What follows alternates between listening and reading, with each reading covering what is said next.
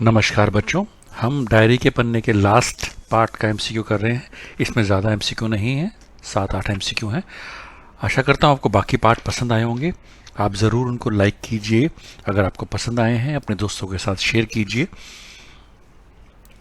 शुरू करते हैं लास्ट पार्ट। हॉलैंड के प्रतिरोधी दल लोगों को किस प्रकार सहायता करते थे? असली पहचान पत्र बनाकर, नकली पहचान पत्र बनाकर, इनमें से कोई नहीं, या असली और नकली दोनों ही तरीके के पहचान पत्र बना के। और इसका सही जवाब है बच्चों, हॉलैंड के प्रतिरोधी दल लोगों का सहायता कैसे करते थे? नकली पहचान पत्र बनाकर। स्त्री अधिकारों के विषय में एन के क्या विचार थे? स्त्रियां पूर्ण रूप से स्वतंत्र होनी चाहिए,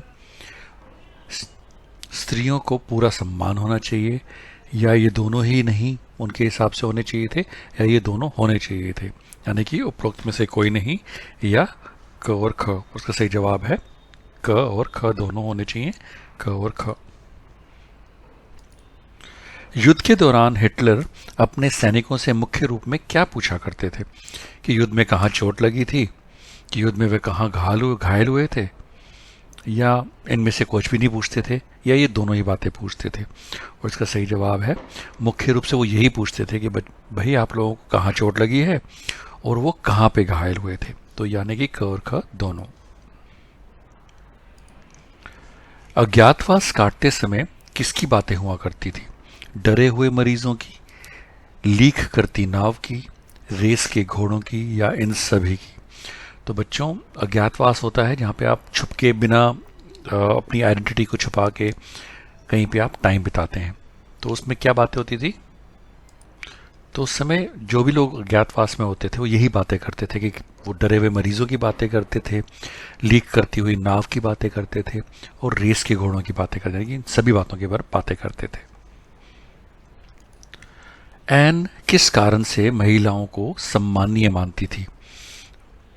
वो कहती थी कि वे सम्मानीय हैं इसलिए सम्मानीय मानती थी, कि वे संतान को जन्म देती हैं इसलिए सम्मानीय मानती थी, या वे प्रसव पीड़ा झेलती हैं इसलिए उनको वो सम्मान्य मानती थी, या ये सभी बातों के कारण वे महिलाओं को सम्मानीय मानती थी?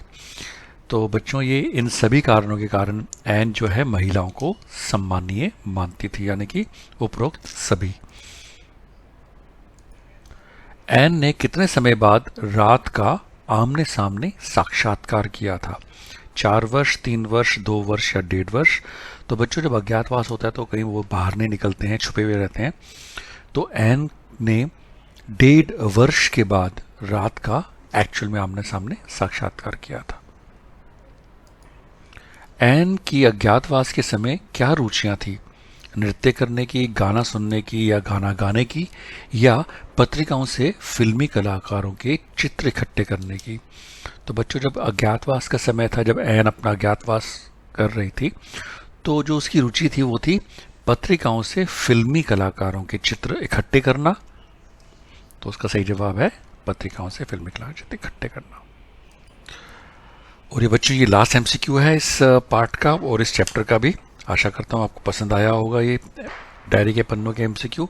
अगर पसंद आए होंगे तो ज़रूर इनको लाइक कीजिए, अपने दोस्तों के साथ शेयर कीजिए, और मैं बाकी जितने बचे हुए चैप्टर्स हैं उन सब के भी एमसीक्यू जल्दी ही बना के अपलोड करूँगा और आपको हेल्प होएगी उनसे। अंधेरे में छिपे हुए लोग अपना समय कैसे बिताते थे? ऊल जुलूल हरकतों में, पहेलियाँ बुझाते हुए, अंग्रेज़ी या फ्रेंच बोलते हुए, या ये सभी बातें?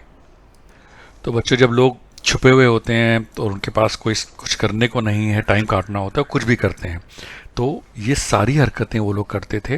वो ओल जुलूल की हरकतें भी किया करते थे, पहेलियाँ भी बुझाते थे, और अंग्रेजी या फ्रेंच भी बोलते थे। तो ये उपरोक्त सभी। थैंक यू बच्चों for watching this video. I hope this will help you. Thank you and have a lovely day.